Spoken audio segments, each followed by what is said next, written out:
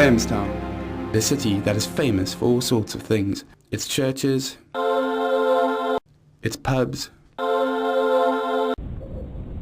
That despite this happy facade of a quaint African village, Grahamstown is home to a terrible secret. The city is quite literally obsessed with English football.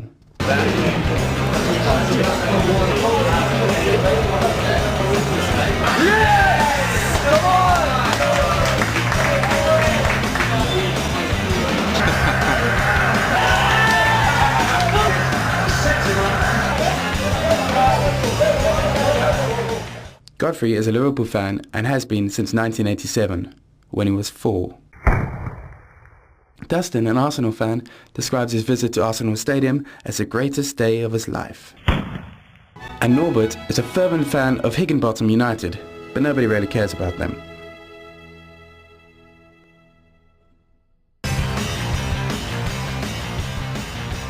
Rule 1.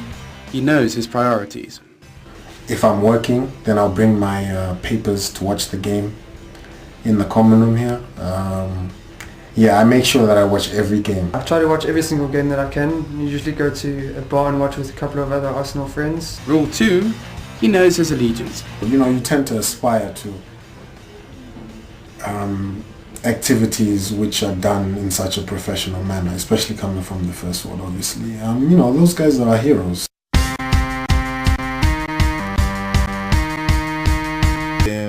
Interesting thing about British soccer, if you look at it right now, maybe one can coin a term and say British soccer is globalized. Rule 3. He can control his temper. There was one guy who, in his joy, in his childlike joy, started jumping around, whatnot, and then he stepped on my foot. Arsenal then scored and equalised, and I remember jumping up and shouting in his face for like 2 minutes. And from there it just escalates into potential violence. You suck! Who sucks now? Look who scored! You guys are useless! And yeah, I just remember there's occasions when I just want to like rip people apart. Rule 4. He is a rounded character. I'm always thinking about who the next game is about. Can we win the league? Can we get far this season? Yeah, so it's definitely a part of my identity, I'd say.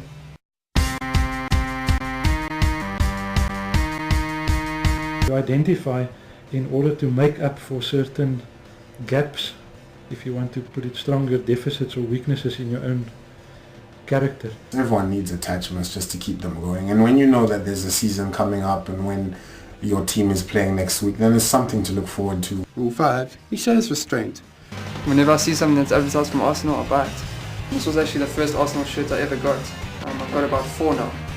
Yeah, I also bought this at the stadium. My nice Arsenal mug, beer glass. This Arsenal flag I got a couple of years ago. Sort of from the same season where I got this shirt from. Rule 6. He is passionate, but not obsessive. Generally go check the news, see if there's any new injuries to the team, see what the manager has to say about the week's previous match. After the games, after the weekend, just before the weekend.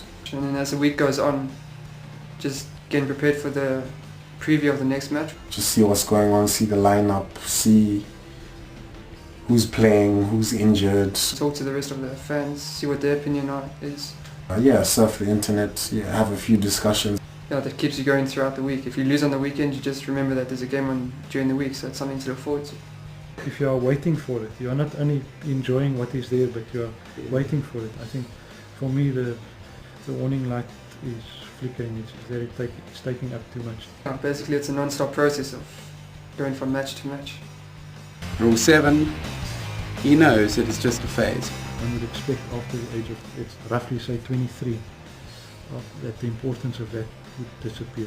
I've been with them since 1980, whatever, and yeah, I'm still here till my retirement days. Yeah, I like to keep the skin a bit tatty now, but I like to keep it till I die, maybe get buried with it in my grave.